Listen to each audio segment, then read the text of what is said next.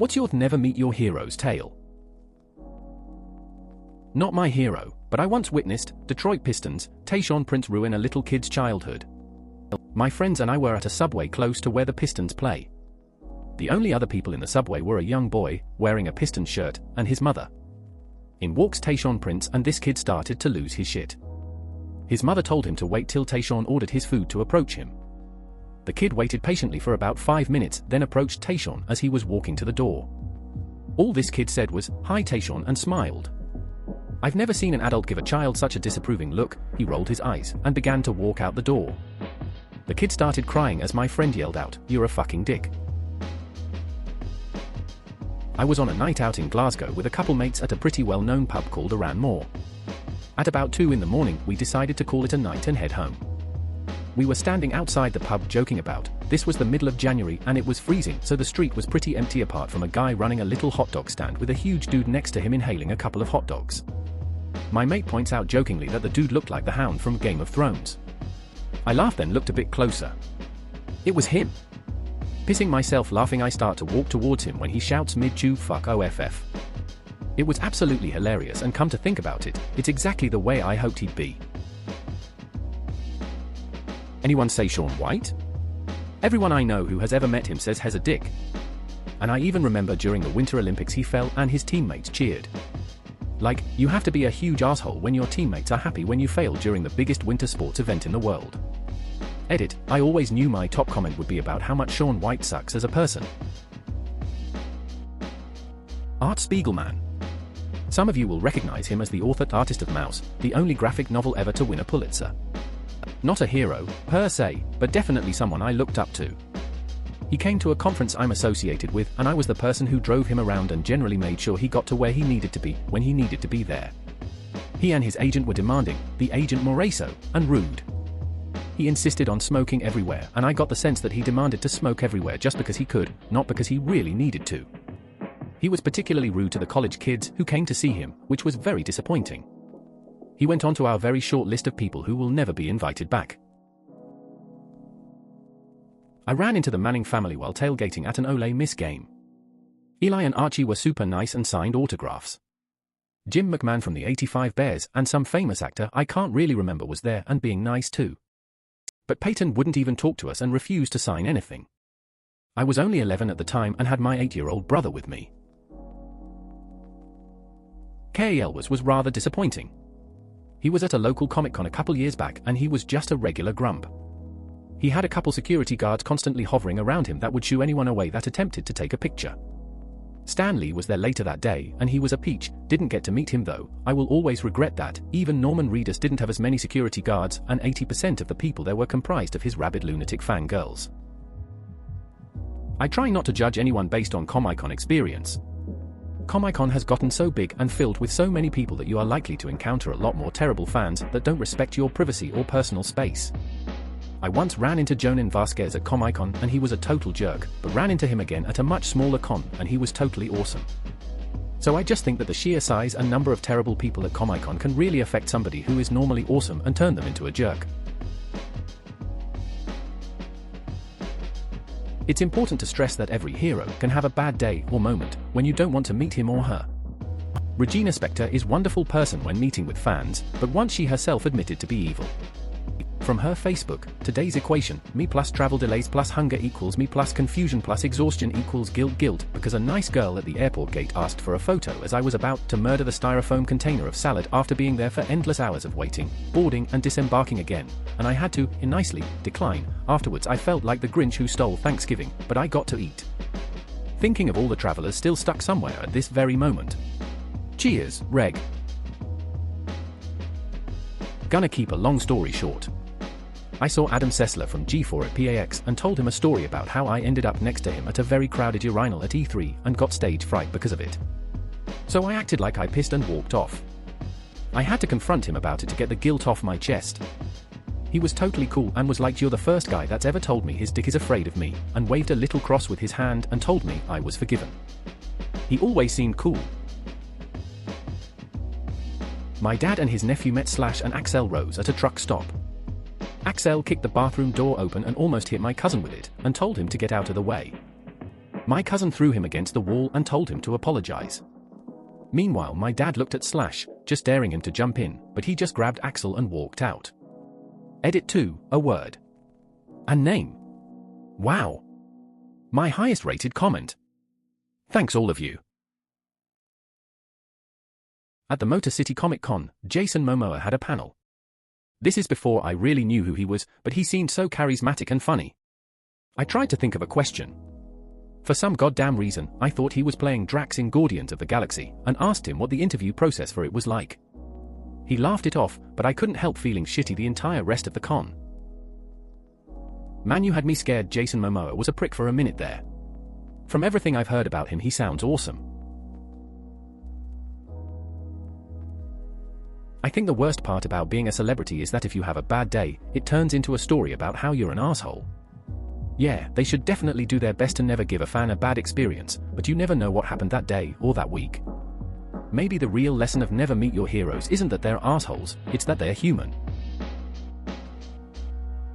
Wine specialist here who was a huge A Perfect Circle tool nerd in high school. Met Maynard Keenan at a small event for Pacifier to conduct a private tasting of his wines. Started asking the dude about his wines process, hardly knows a damn thing about them.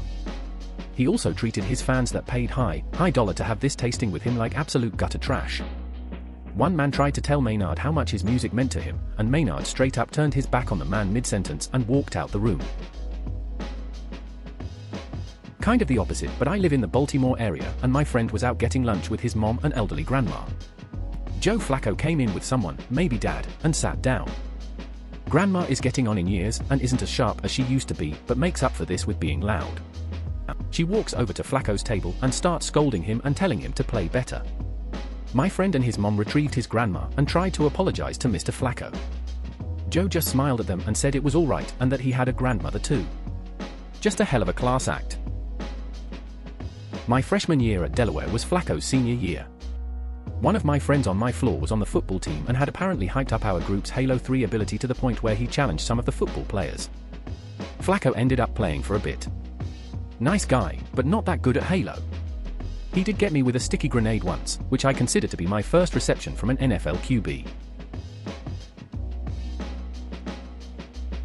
One backstage passes to meet Real Big Fish at Warped Tour, the girl I was dating at the time, and I saw their set and hurried backstage to meet them. The lead singer Aaron and the trumpet player Scott came off stage first and shot daggers at us. We told them how we were big fans and had won this contest, and Scott rolled his eyes. We asked for a photo and they put on sunglasses and faked a smile, took the pic and left without saying a word to us. However, the rest of the band was super happy to meet their fans. The drummer took a set list and gave it to us, and he and the trombone player chatted with us for quite a bit. Between the interaction with Scott and Aaron, and the lackluster other shows I saw RBF perform, I haven't been a fan or listened to them in a few years. Worked at Barnes & Noble where Nicholas Sparks was doing a signing for a new book. Dude is kind of a jackass. In front of his fans he is really good. But in the back I watched him take a poster that someone poured their heart into, look it over and say, "Can you believe the shit people make me?" Then tear it up. He also did and said a lot of things that made him seem really pompous. You could tell the guy was used to people sucking his metaphorical dick all the time. Never looked at his work the same again. Colin Powell I met at a book signing. Dude was very friendly to everyone. He would stop every person and chat with them for 15 to 30 seconds or so, even kids. Cy Robertson, book signing, he was very quiet, not in a bad way, but you could tell he's not a fan of big groups of people, maybe even a bit burnt out from the road. He wants to be in the woods away from people from what I gathered. He was friendly and seemed genuine when he did talk to the people. George W. Bush, met him at a golf outing he has in Texas every year. He's very friendly, kind, talkative. He also bust balls like crazy, but sometimes it's very subtle, but he's a smart dude who is quick-witted. I even voted against him twice and I still like the man when I met him. George W. Bush, met him at a golf outing he has in Texas every year. He's very friendly, kind, talkative. He also bust balls like crazy, but sometimes it's very subtle, but he's a smart dude who is quick-witted. I even voted against him twice and I still like the man when I met him. The impression I've had of him has always been he seems like he would be an awesome friend to have. I just can't say I ever really trusted him running the country. Met Tank Babbitt, the UFC fighter from way back, years ago when he was in his prime. Seeing him fight, knowing he was from Huntington Beach, I just assumed he was a prick and possibly racist. I bought him a drink, we talked, joked, he was a really nice dude. After that meeting though, I had to reevaluate how I judge people, as I was completely wrong about him. I know it's not a horrible story, but all the celebrities I have ever met talked to have been pretty decent. Tank was just one of the stories where the meeting affected me in any way. I met Patrick Rothfuss at Phoenix Comic Con twice and was a little disappointed. He just seemed exasperated and in a rush both times, which is sad because by all accounts he absolutely loves his fans. Seems like it was just a stressful weekend because a friend of mine ran into at a bar after it was all over and she said he was great to hang out with.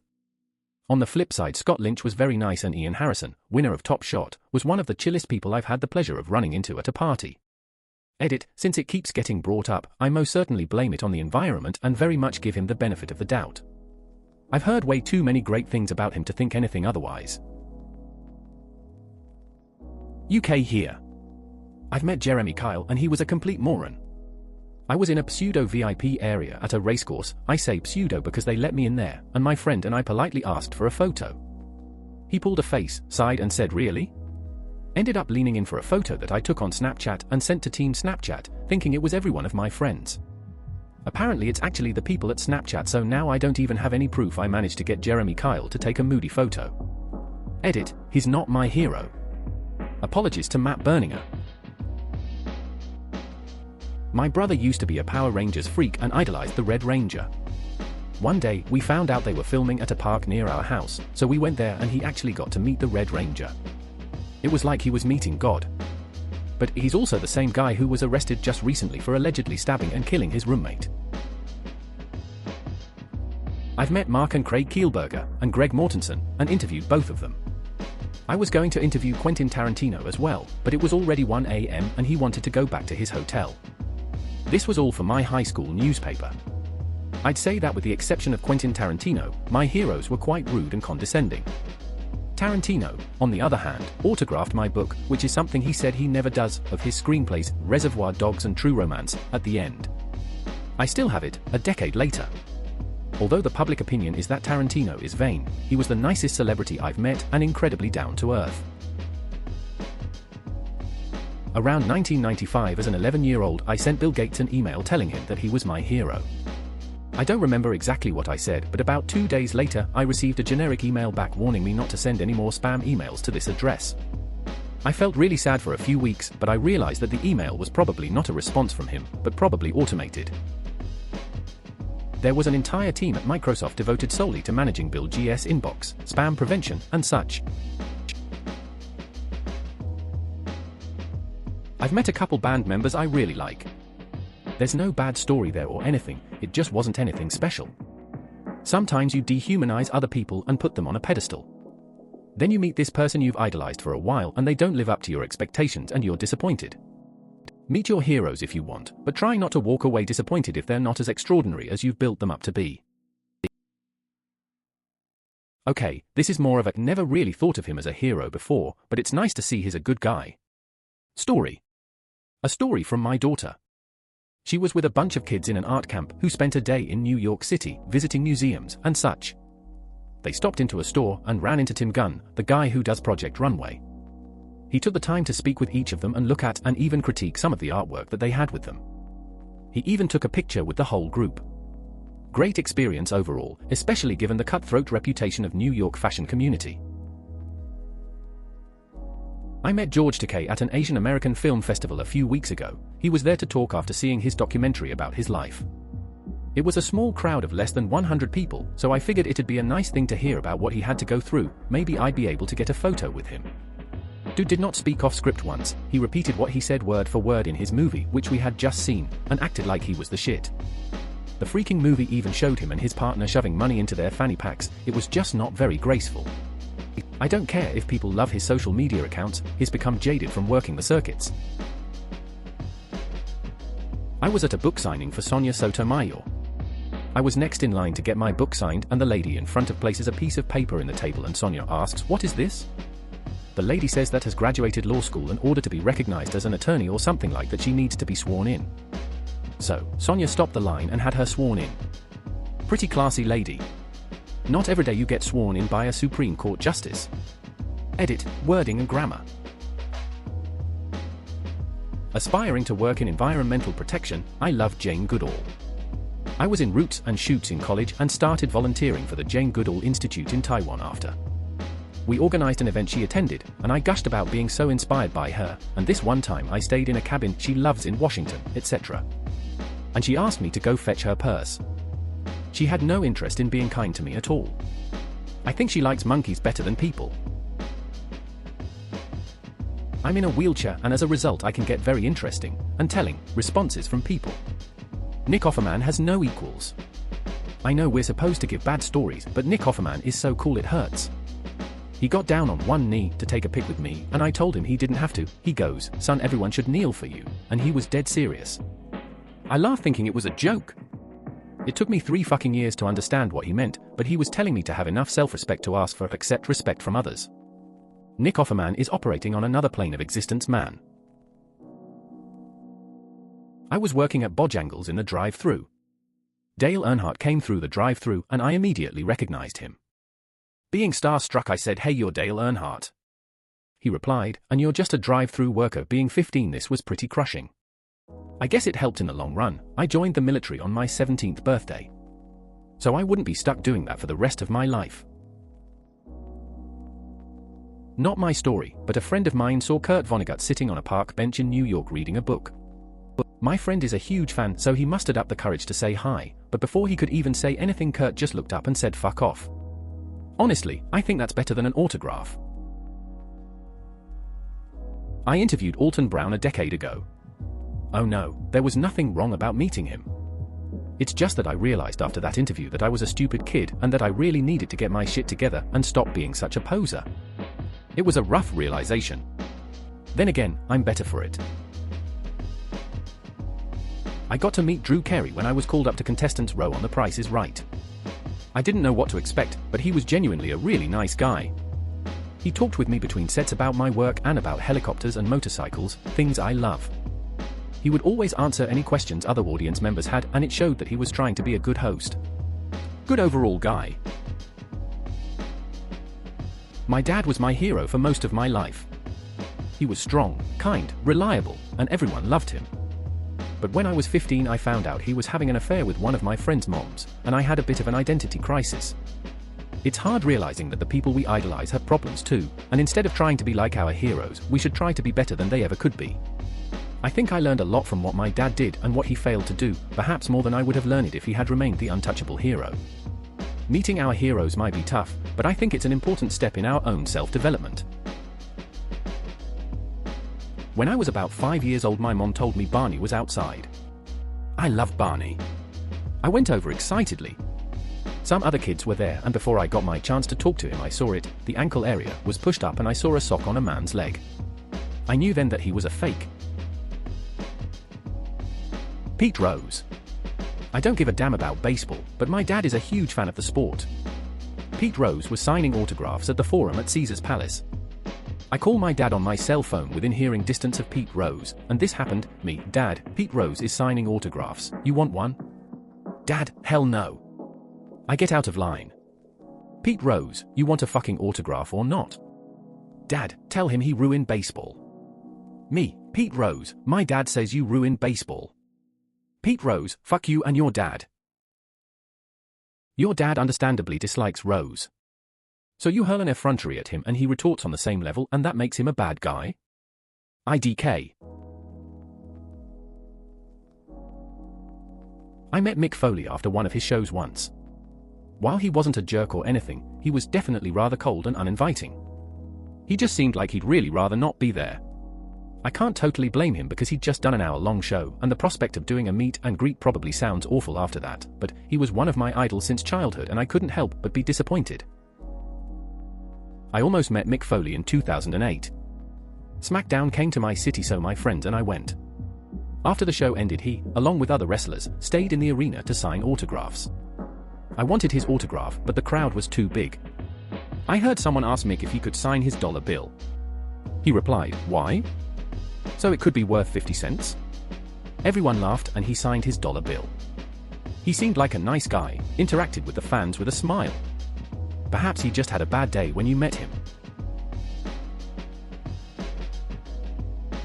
I met Michael Ian Black and Craig Robinson at my university. They both did comedy shows. After the show you could wait in line and get autographs or photos. Both were super nice. During his bit, Michael said he came up with a particular joke on the spot and commented that he should write it down for later. I wrote it down and gave it to him when I met him. He said thank you and told me that I had initiative. Hava. Sweet guy. In terms of jerks, Matthew Broderick is the worst celebrity I've met. They screened Election at the VA Film Festival some years ago and he was there to answer questions, but he said he'd only answer yes or no questions. He was overall a dick and a bit skeezy. Ozfist05. First time seeing Ozzy at Black Sabbath and one of the few concerts where I've seen a big name artist less. He got through about 3 songs and his voice went out. From there on he kept trying to spray some throat lubricant in his mouth while he performed and it was just sad to watch. It's more of a case of don't meet your heroes when they're too old to perform. Shatner has a farm near my hometown. Everyone in my hometown that I know that has had any dealings with him has pretty much confirmed he's an ass. One of my friends worked at the local grocery store where he would shop and apparently there was a standing rule that you never addressed Mr. Shatner directly and no small talk when he came in for groceries. I kind of get it though. He's a famous dude that probably just wants to do some things uninterrupted, but still. Please consider subscribing if you enjoyed. Love.